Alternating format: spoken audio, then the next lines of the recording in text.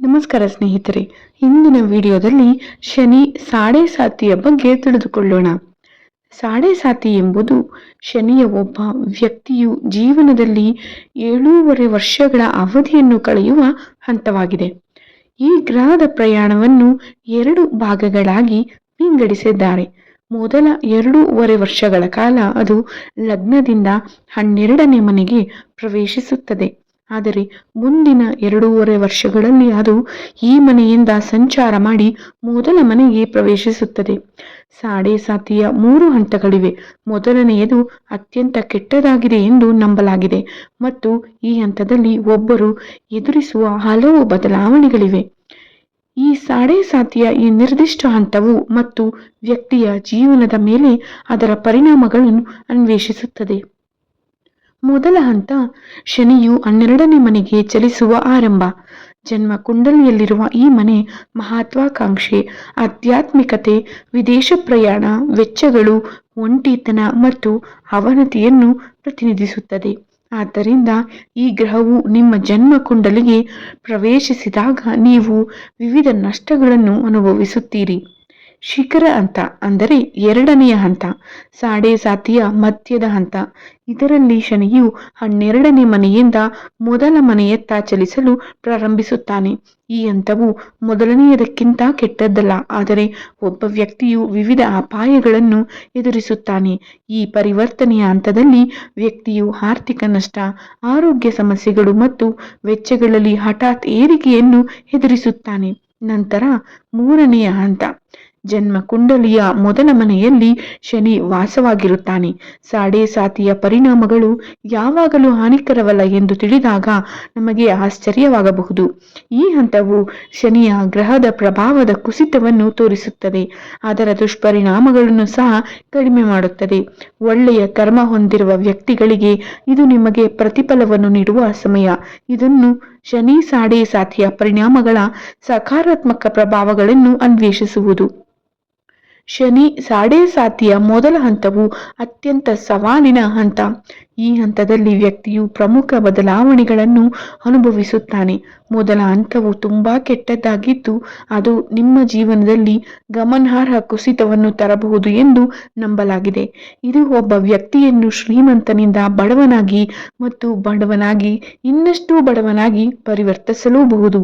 ಈ ಹಂತದಲ್ಲಿ ಒಬ್ಬ ವ್ಯಕ್ತಿಯು ಜೀವನದ ಬಹುತೇಕ ಎಲ್ಲ ಅಂಶಗಳಲ್ಲಿ ಅಡೆತಡೆಗಳನ್ನು ಎದುರಿಸುತ್ತಾನೆ. ಆದ್ದರಿಂದ ನೀವು ಕಷ್ಟಪಟ್ಟು ದುಡಿಯುವವರಾಗಿದ್ದರೂ ಅಥವಾ ಅದೃಷ್ಟವನ್ನು ನಂಬಿದ್ದರೂ ಸಹ ಯಾವುದೂ ಸಹಾಯ ಮಾಡುವುದಿಲ್ಲ. ವ್ಯಕ್ತಿಯ ಜೀವನದಲ್ಲಿ ಈ ಹಂತದ ಋಣಾತ್ಮಕ ಪರಿಣಾಮಗಳನ್ನು ನೋಡಲೇಬೇಕು. ವೈದಿಕ ಜ್ಯೋತಿಷ್ಯದಲ್ಲಿ ಶನಿ ಅತ್ಯಂತ ಶಕ್ತಿಶಾಲಿ ಗ್ರಹ ಎಂದು ಹೇಳಲಾಗಿದೆ. ಅವನು ಕರ್ಮದಲ್ಲಿ ನಂಬಿಕೆ ಇಡುವ ಮತ್ತು ಸರಿಯಾದ ವ್ಯಕ್ತಿಗೆ ನ್ಯಾಯ ಒದಗಿಸುವ ದೇವರು. ಆದಾಗ್ಯೂ ಶನಿ ಮಹಾದಶವು ಒಬ್ಬ ವ್ಯಕ್ತಿಯು ಕೆಟ್ಟ ಫಲಿತಾಂಶಗಳನ್ನು ಪಡೆಯುವ ಹಂತವಾಗಿದ್ದು ವ್ಯಕ್ತಿಯು ಗ್ರಹವನ್ನು ವಿನಾಶಕಾರಿ ಎಂದು ಪರಿಗಣಿಸುವಂತೆಯೇ ಮಾಡಿಬಿಡುತ್ತದೆ. ಶನಿ ಸಾಡೆ ಸಾತಿಯ ಮೊದಲ ಹಂತದಲ್ಲಿ ಒಬ್ಬ ವ್ಯಕ್ತಿಯು ಗಮನಾರ್ಹ ಅಡೆತಡೆಗಳನ್ನು ಎದುರಿಸುತ್ತಾನೆ. ಉದಾಹರಣೆಗೆ, ನೀವು ಈ ಶನಿಯ ಹಂತದಲ್ಲಿ ಉದ್ಯೋಗವನ್ನು ಹುಡುಕುತ್ತಿದ್ದರೆ ನೀವು ಅನಿರೀಕ್ಷಿತ ಸಮಸ್ಯೆಗಳನ್ನು ಎದುರಿಸಬಹುದು. ಅದು ನಿಮ್ಮ ಕಠಿಣ ಪರಿಶ್ರಮ ಮತ್ತು ಉದ್ಯೋಗ ಪಡೆಯುವ ಅವಕಾಶವನ್ನು ಹಾಳು ಮಾಡುತ್ತದೆ. ನೀವು ಈಗಾಗಲೇ ಯಾವುದಾದರೂ ಕಾಯಿಲೆಯಿಂದ ಬಳಲುತ್ತಿದ್ದರೆ ಈ ಹಂತದಲ್ಲಿ ಅದು ಇನ್ನಷ್ಟು ಹದಗೆಡುತ್ತದೆ. ಶನಿ ಸಾಡೆ ಸಾತಿ ಆರೋಗ್ಯದ ಮೇಲೆ ಬೀರುವ ಗಮನಾರ್ಹ ಪರಿಣಾಮಗಳು ದೇಹದ ಕೆಳಗಿನ ಭಾಗ, ವಿಶೇಷವಾಗಿ ಮೊಣಕಾಲುಗಳು ಮತ್ತು ಕಾಲುಗಳ ಮೇಲೆ ಸಂಬಂಧಿಸಿವೆ. ಆದ್ದರಿಂದ ಆ ವ್ಯಕ್ತಿಗೆ ಸಂಧಿವಾತ, ಮೊಣಕಾಲು ಗಾಯ, ಗೌಟ್ ಮತ್ತು ಇನ್ನೂ ಹೆಚ್ಚಿನವುಗಳಿರಬಹುದು. ಕೆಟ್ಟ ಪರಿಣಾಮವೆಂದರೆ ಆ ವ್ಯಕ್ತಿಯು ಅಪಘಾತಕ್ಕೊಳಗಾಗಬಹುದು, ಕಾಲುಗಳಂತಹ ನಿರ್ದಿಷ್ಟ ದೇಹದ ಭಾಗಕ್ಕೆ ಗಾಯವಾಗಬಹುದು.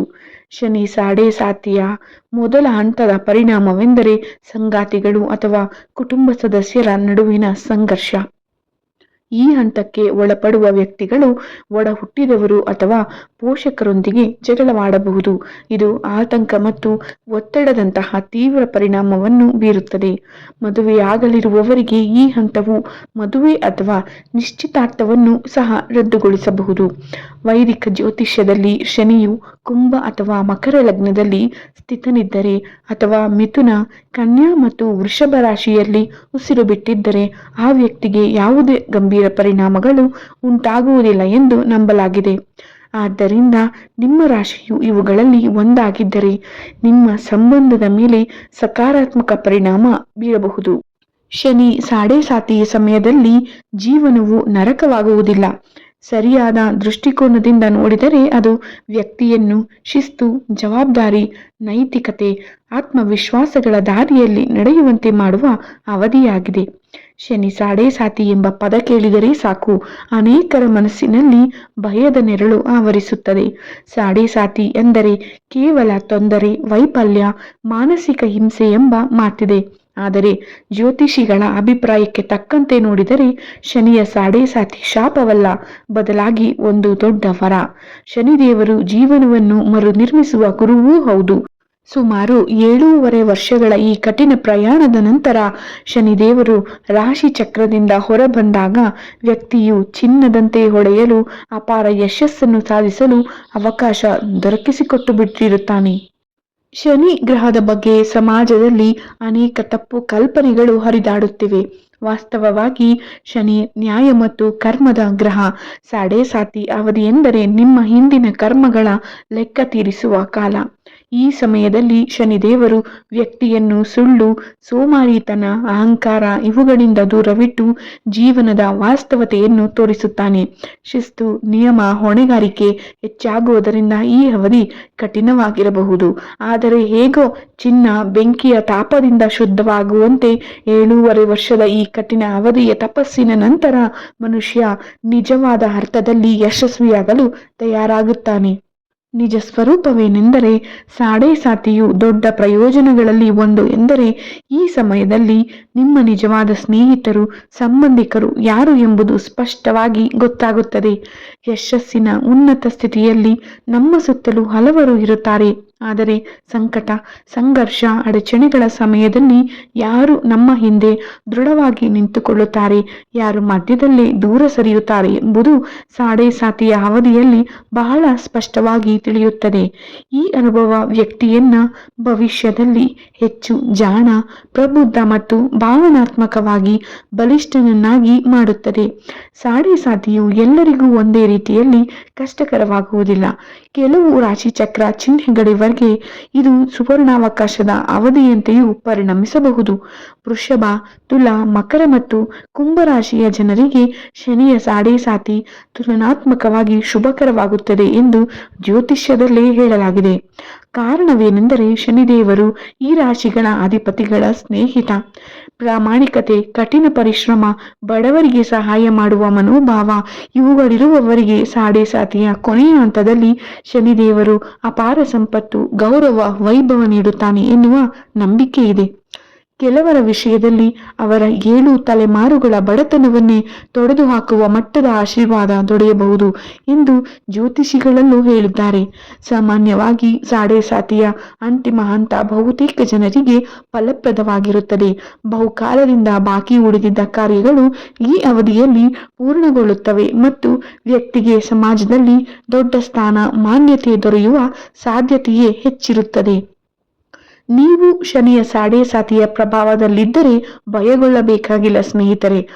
ಕೆಳಗಿನ ಕೆಲವು ಸರಳ ಕ್ರಮಗಳನ್ನು ನಂಬಿಕೆಯಿಂದ ಅನುಸರಿಸುವ ಮೂಲಕ ಮನಸ್ಸಿಗೆ ಧೈರ್ಯ, ಶಾಂತಿಯನ್ನ ಪಡೆಯಬಹುದು. ಹನುಮಾನ್ ಚಾಲೀಸ ಪಠನೆಯನ್ನ ಮಾಡಬೇಕು. ಹನುಮಂತನ ಭಕ್ತರ ಮೇಲೆ ಶನಿದೇವರು ಕೃಪಾದೃಷ್ಟಿ ತೋರುತ್ತಾನೆ ಎಂಬ ನಂಬಿಕೆಯೂ ಇದೆ. ಪ್ರತಿ ಶನಿವಾರ ನಿಷ್ಠೆಯಿಂದ ಹನುಮಾನ್ ಚಾಲೀಸ ಪಠಿಸುವುದರಿಂದ ಆತ್ಮಸ್ಥೈರ್ಯ, ಮಾನಸಿಕ ಶಾಂತಿಯು ಹೆಚ್ಚಾಗುತ್ತದೆ. ಶನಿವಾರದಂದು ಅಗತ್ಯವಿರುವವರಿಗೆ ಕಪ್ಪು ಎಳ್ಳು, ಸಾಸಿವೆ ಎಣ್ಣೆ ಅಥವಾ ಕಪ್ಪು ಬಟ್ಟೆಗಳನ್ನು ದಾನ ಮಾಡುವುದರಿಂದ ಶನಿಯ ಕೃಪೆ ಲಭಿಸುತ್ತದೆ ಎಂದು ಪರಂಪರೆಯಲ್ಲೇ ಹೇಳಲಾಗಿದೆ. ದಾನ ಮಾಡುವ ಮನೋಭಾವವೇ ವ್ಯಕ್ತಿಯ ಕರ್ಮವನ್ನು ಶುದ್ಧಗೊಳಿಸುವ ಪ್ರಮುಖ ಮಾರ್ಗವೆಂದು ಜ್ಯೋತಿಷ್ಯವು ಒತ್ತಿ ಹೇಳುತ್ತದೆ. ಓಂ ಪ್ರೀಂ ಪ್ರಾಂ ಸ ಶನೇಶ್ವರಾಯ ನಮಃ ಎಂಬ ಈ ಮಂತ್ರವನ್ನು ಶ್ರದ್ಧೆಯಿಂದ ಪಠಿಸುವುದರಿಂದ ಮನಸ್ಸಿಗೆ ಶಾಂತಿ ನೆಮ್ಮದಿ ಸಿಗುತ್ತದೆ. ನಿಯಮಿತ ಜಪದಿಂದ ಆತಂಕ ಭಯ ಕಡಿಮೆಯಾಗುವ ಅನುಭವ ಹಲವರಿಗೆ ಉಂಟಾಗಿದೆ. ಒಟ್ಟಿನಲ್ಲಿ ಶನಿ ಸಾಡೆಸಾತಿಯ ಸಮಯದಲ್ಲಿ ಜೀವನವು ನರಕವಾಗುವುದಿಲ್ಲ. ಸರಿಯಾದ ದೃಷ್ಟಿಕೋನದಿಂದ ನೋಡಿದರೆ ಅದು ವ್ಯಕ್ತಿಯನ್ನು ಶಿಸ್ತು, ಜವಾಬ್ದಾರಿ, ನೈತಿಕತೆ, ಆತ್ಮವಿಶ್ವಾಸಗಳ ದಾರಿಯಲ್ಲಿ ನಡೆಯುವಂತೆ ಮಾಡುವ ಅವಧಿಯಾಗಿದೆ. ಈ ಪರೀಕ್ಷೆಯನ್ನು ಸರಿಯಾಗಿ ಎದುರಿಸಿದವರಿಗೆ ಶನಿದೇವರು ಕೊನೆಯಲ್ಲಿ ಚಿನ್ನದಂತೆಯೇ ಹೊಳೆಯುವ ಭವಿಷ್ಯವನ್ನು ಕೊಡುವನು. ಶನಿ ಸಾಡೆಸಾತಿ ಎನ್ನುವುದು ಭಯಪಡುವ ವಿಷಯವಲ್ಲ. ನಮ್ಮ ಜೀವನವನ್ನು ಸರಿದಾರಿಯಲ್ಲಿ ನಡೆಸಲು ಶನಿದೇವರು ನೀಡುವ ಒಂದು ಪಾಠದ ಕಾಲ ಎಂದು ಹಲವರು ನಂಬಿದ್ದಾರೆ. ಈ ಅವಧಿಯಲ್ಲಿ ತಾಳ್ಮೆ, ಪ್ರಾಮಾಣಿಕತೆ, ಪರಿಶ್ರಮ ಮತ್ತು ಭಕ್ತಿಯಿಂದ ಬದುಕಿದರೆ ಉತ್ತಮ ಫಲಗಳು ದೊರೆಯುತ್ತದೆ ಎಂಬ ನಂಬಿಕೆ. ಈ ಮಾಹಿತಿಯ ವಿಡಿಯೋ ನಿಮಗೆ ಇಷ್ಟವಾಗಿದ್ದಲ್ಲಿ ವಿಡಿಯೋಗೆ ಒಂದು ಲೈಕ್ ಮಾಡಿ, ನಿಮ್ಮ ಕುಟುಂಬ ಹಾಗೂ ಸ್ನೇಹಿತರೊಂದಿಗೆ ಹಂಚಿಕೊಳ್ಳಿ. ಇಂತಹ ಧಾರ್ಮಿಕ, ಆಧ್ಯಾತ್ಮಿಕ ಮತ್ತು ದೇವಾಲಯಗಳ ಕುರಿತು ಇನ್ನಷ್ಟು ವಿಡಿಯೋಗಳಿಗಾಗಿ ನಮ್ಮ ಚಾನೆಲ್ ಅನ್ನು ಸಬ್ಸ್ಕ್ರೈಬ್ ಮಾಡೋದನ್ನು ಮರೆಯಬೇಡಿ ಸ್ನೇಹಿತರೆ. ಶನಿದೇವರ ಕೃಪೆ ನಿಮ್ಮೆಲ್ಲರ ಮೇಲಿರಲಿ. ಧನ್ಯವಾದಗಳು.